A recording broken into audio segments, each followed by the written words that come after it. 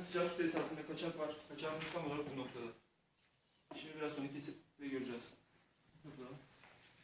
Görmüş olduğumuz gibi parkemizi kestik ve kaçağımızı göreceğiz. Basalım Alişan abi.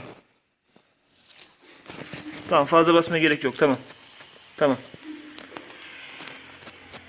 Kaçağımız burada.